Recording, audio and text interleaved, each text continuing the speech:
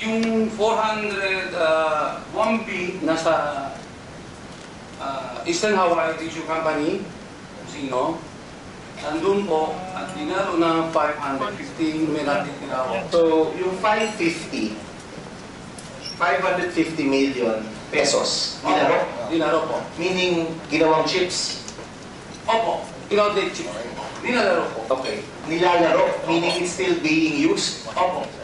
Hindi natin tinigil yung paggamit ng pera. Tinigil po yung March 2. March 2, tinigil So, po. magkano intact pa po? May magkano pa po yung intact? Yung natira po dun sa laro, more or less nasa 14 million pa. Dollars? No, pesos po. 14? 40. Out of 550 million. Oo. Actually, out of 950 million. No, 1B po yun. Mga 1 billion.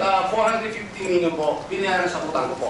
Okay. Opo. Yung 550 po, may natira pa ako, 40 plus million pesos po. So you're saying may 40 million pang natitira. Oo. Ano nangyari dun sa 510 million? Nilaro? Nilaro po. So, nag-aaway na po kami ng si Ding Sikaw, sabi ko po, hindi ho ito pwede kunin nyo ng cash. Kaya nang idaro nyo. So, nakuha po nila ng 370,000 US, doon nag-aaway na po kami. So, natira lang po, nandiyan po, nakatago sa dyan, anytime, gusto nyo kunin 4.63 US dollars po. May utang siya sa'yo, pero kahit yun, galing yun sa nakaw na pere. Ayaw niyo ibalik yung 450 million na sinabing utang sa inyo? Kung i-require ko po, kasi binayaran ko po utang, pwede ko po i-utang ulit. Bebeyaran ko po, kung willing po. Bebeyaran ko po. Meaning, pag ni-require kayo na ibabalik niyo po? Bebeyaran ko po. $450 million po yun o pesos? No, 450 million pesos. Pesos. Opo, kasi po sa negosyo namin casino, kaya namin war of honor kami. I understand. Opo.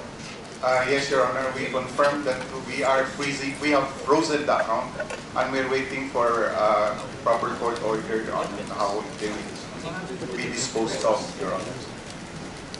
What is contained in the account as from The total amount which remained from the Ding Group when we stopped the play last March 10, 2016, Your Honors, total 107,350,602 in balance in their chips account. In addition, we confiscated various denominations of cash from their rooms, amounting to, when converted into pesos, Your Honor, 1,347,069 pesos, Your Honor.